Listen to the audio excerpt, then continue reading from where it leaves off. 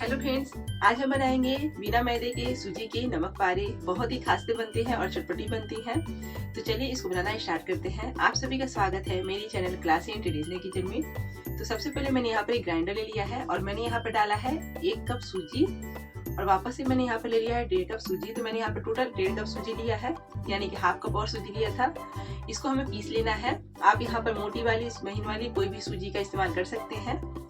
इसको अच्छी तरीके से हमने पीस लिया है और ये देखिए कुछ इस तरीके से हो जाना चाहिए। आप देख सकते हैं। आप मोटी वाली यूज कीजिए, आप महीन वाली आप इसको पीसिएगा तो इस तरीके से हो जाएगी, तो कोई टेंशन की बात नहीं है। अब इसको ट्रांसफर कर देंगे एक बड़े से बर्तन में और इसमें हम डालेंगे कसूरी मेथी। तो मैंने यहाँ पर 1 चम्मच कसूरी मेथी ले लिया है और इसको हाथों से क्रश करके इस तरीके से हमें डाल लेना है। कसूरी मेथी डालने से इसका नमक पारे का जो स्वाद है बहुत ही अच्छा आता है। इसको डाल के किनारे छोड़ देते हैं, तब तक यहाँ पर एक पानी तैयार करेंगे। तो मैंने यहाँ पर पैन लिया है, पैन में मैंने यहाँ पर 2 टेबल स्पून तेल डाल दिया है।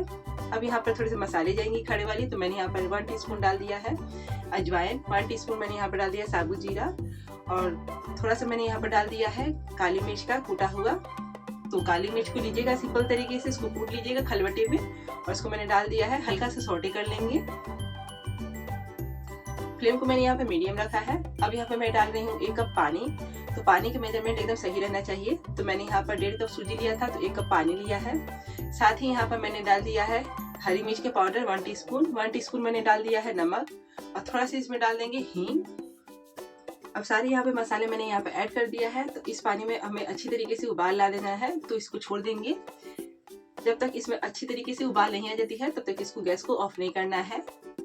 तो ये देखिए हमारी पानी है अच्छी तरीके से उबल चुकी है। गैस को मैंने यहाँ पर ऑफ कर दिया है। थोड़ा सा कर लेंगे ठंडा, ताकि इसको हम जब आटे में मिलाए तो थोड़ा सा बर्दाश्त हो सके, उस तरीके से हमें कर लेना है। तो ये ठंडा हो चुकी थी, तो मैंने यहाँ पर डाल दिया है सारी सूजी वाले बाउल में। और आप चेक कर लीजिएगा, अगर आप हाथ से टच कर सकेंगे उसी अनुसार आपको यहाँ पर ऐड करना है। ज्यादा यहाँ पर हार्ड गर्म नहीं लेना है, हाथें जल जाएंगी। अब यहाँ पर डाल के स्पैचुला से पहले मिक्स कर लेंगे। सारे पानी एक साथ डाल लेना है, क्योंकि मैंने यहाँ पर 1.5 कप सूजी लिया था और 1 कप पानी का मैंने यहाँ पे इस्तेमाल किया है। एकदम परफेक्ट मेजरमेंट है। आपकी जो आटा है नहीं गीली बनेगी, तो टेंशन वाली बात नहीं है। जब इसको अच्छी तरीके से हम मिक्स कर लेंगे तो स्पैचुला को हम हटा देंगे, क्योंकि ये स्पैचुला से हमारे जो है आटा अच्छी तरीके से नहीं गूंथेगी। इसको हमें एकदम मसल कर चिकना कर लेना है। जैसे कि हम आटा लगाते हैं उसी तरीके से इसको हम मसल कर एकदम चिकना कर लेंगे। और यहाँ पर हमने गरम पानी का इस्तेमाल किया है, तो जो थोड़े बड़े रह गए होंगे हमारी सूजी मोटे वाले दाने, तो अच्छी तरीके से फूल जाएगी। इसलिए हमने यहाँ पर गर्म पानी का इस्तेमाल किया है। स्पैचुला को मैंने यहाँ पर हटा दिया था। इसको हाथों से मिक्स कर लेंगे और अच्छी तरीके से इसको चिकना बना लेंगे। अभी भी थोड़ी सी गर्म है, लेकिन एकदम ठंडा करके हमें पानी को नहीं ऐड करना है। थोड़े से गर्म रहेंगे तभी हम इसमें ऐड करेंगे। अब इसको आप देख सकते हैं हमने यहाँ पर मसल के इसको चिकना कर लिया है। अब इसको थोड़ा देर रेस्ट पर रखेंगे, कम से कम 10 मिनट के लिए, ज्यादा देर नहीं, बस 10 मिनट के लिए छोड़ देते हैं रेस्ट पर, ताकि अच्छी तरीके से सूजी जो है फूल जाए। 10 मिनट बाद आते हैं फ्रेंड्स। 10 मिनट हो चुके हैं, लीड को हटा लेते हैं, वापस इसको एक बार मसल लेंगे। और ये देखिए हमारी जो आटा है बहुत ही अच्छी तरीके से सेट हो गई है। तो इसके हम 2 पार्ट में लोइया डिवाइड कर लेंगे। तो 2 भागों में मैंने यहाँ पर बांट लिया है और एक भाग मैंने यहाँ पर इस तरीके से रखा है, आप देख सकते हैं। इसी तरीके से हमें चिकना कर लेना है दोनों पार्ट को। तो चलिए इसको बेलते हैं। तो यहाँ पर मैंने ले लिया है चॉपिंग बोर्ड। चॉपिंग बोर्ड में मैंने यहाँ पर थोड़ा सा लगा दिया है तेल, ताकि हमारे जो है यहाँ पर डो चिपके ना। और इसको इस तरीके से हम दोनों साइड में लगा लेंगे तेल को। अब इसको हमें बेलना है, चारों साइड से हमें बराबर बेलना है, कहीं पतला और मोटा नहीं रखना है। एकदम एक तरीके से रखेंगे बेलकर, ताकि सारे हमारे नमक पारे जो है काजू वाली सेप देंगे तो एक ही साइज के निकले। इस तरीके से हमें करना है फ्रेंड्स। आप देख सकते हैं मैंने इस तरीके से इसको मोटा रखा है। आपको एकदम पतला नहीं रखना है और ना ही ज्यादा मोटा। आप देख लीजिए इस तरीके से।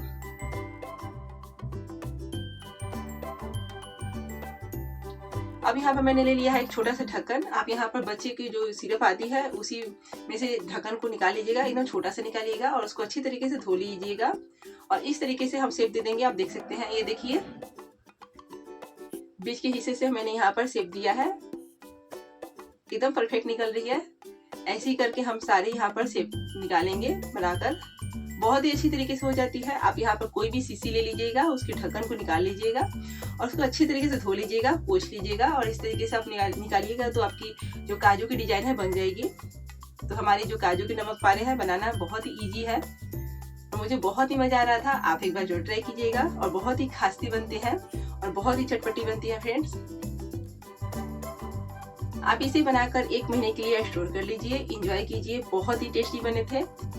मैंने यहाँ पर मैदे का इस्तेमाल नहीं किया है, आप यहाँ पर चाहे तो मैदे का भी बना सकते हैं, लेकिन इस तरीके से बनाकर देखिएगा, बहुत ही क्रिस्पी बनते हैं। आप देख सकते हैं वीडियो में बहुत ही आसानी से ये निकल जा रहे हैं। इसी तरीके से मैंने यहाँ पर सारे बनाकर रेडी कर लिए हैं काजू के नमक पारे, और ये जो एक्स्ट्रा बच गया है इसको मिला लेंगे और वापस इसको बेलकर इसी का शेप दे देंगे। आप यहाँ पे चाहे तो इसको लंबे लंबे काट कर भी कर सकते हैं, लेकिन इसको वापस इसी शेप में मैं बनाकर रेडी कर लूंगी। और यहाँ पे देखिए इतने सारे बनकर रेडी हो चुकी है सिर्फ 1.5 कप सूजी से। तो इसको हम फ्राई करेंगे। तो मैंने यहाँ पर तेल को गर्म कर लिया है। तेल जब अच्छी तरीके से गर्म हो जाए तो फ्लेम को हमें एकदम लो कर देना है, एकदम लो। उसके बाद यहाँ पर हम नमक पारे को ऐड करेंगे। तो आप यहाँ पर इस तरीके का स्पैचुला यूज कीजिएगा, उसी की सहायता से डालिएगा, हाथों की सहायता से नहीं डालिएगा, नहीं तो एक दूसरे में चिपक जाएंगी। और फ्लेम को मैंने यहाँ पर लो रखा है और जितना आ जाए उतना मैंने डाला है। तेल की मात्रा यहाँ पर कम नहीं रखिएगा, अच्छी खासा यहाँ पर आप तेल जो है डालिएगा। और इसको डालने के बाद थोड़ा सा मिक्स कर लेंगे, मतलब इसको हिला देंगे ताकि जो नमक पारे हैं अलग अलग हो जाए। अपने आप ही अच्छी तरीके से अलग अलग हो जाते हैं, लेकिन इस तरीके से थोड़ा सा इसको हमें मिला लेना है, हिला लेना है और इसको हमें लो फ्लेम पर छोड़ देना है। कुछ मिनट बाद इसको इस तरीके से हमें चलाते रहना है ताकि चारों साइड हमारी अच्छी कलर आ जाए नमक पारे में और अच्छी तरीके से ये गोल्डन ब्राउन हो जाए। इसी तरीके से हम मिक्स करते रहेंगे और इसको चलाते चलाते इसको हमें कलर अच्छा ला देना है। और फ्लेम को हमने यहाँ पर लो ही रखा है, लो फ्लेम पर रखेंगे तो अंदर तक ये खास्ता बनेगी। और ये देखिए कम से कम हमें 7 मिनट लग गए हैं और ये अच्छी तरीके से फ्राई हो गई है, इसमें अच्छा सा कलर आ गया है। अब इसको निकाल लेंगे। आप देख सकते हैं इसमें अच्छा सा कलर आ गया है। तो सारे तेल को इस तरीके से झाड़ कर निकाल लेंगे। ये देखिए फ्रेंड्स, इसमें कितना अच्छा सा कलर आ गया है और बहुत ही खास्ता बनी थी। मैं आपको तोड़ के भी दिखाऊंगी आगे वीडियो में, लेकिन पहले यहाँ पर फ्राई कर लेती हूँ। और सारे काम आपको लो ही फ्लेम पर करना है, हाई फ्लेम पर कीजिएगा तो अंदर से कच्ची रह जाएंगी। ऊपर से उसका कलर बहुत ही अच्छा तरीके से तो आ जाएगा, लेकिन अंदर से कच्ची रह जाएगी। बाद में उसका टेस्ट बहुत खराब हो जाता है और बहुत ही जल्दी खराब भी हो जाते हैं नमक पारे। तो इस बात का आपको ख्याल रखना पड़ेगा। और ऐसे ही करके मैंने यहाँ पर दूसरी टिप जो बची हुई थी उसको भी डाल दिया है और डालने के बाद वापस से इसको अच्छी तरीके से हमें इस तरीके से हिला लेना है ताकि अलग अलग हो जाए। इसी तरीके से इसको चलाते हुए हमें वापस से गोल्डन कर लेना है। जब तक इसमें अच्छा सा कलर नहीं आ जाता है तब तक इसको अच्छी तरीके से चलाते रहेंगे ताकि चारों तरफ अच्छा सा कलर आ जाए, प्यारा सा कलर आ जाए। और आप देख सकते हैं इसमें बहुत ही प्यारा कलर आया है फ्रेंड्स।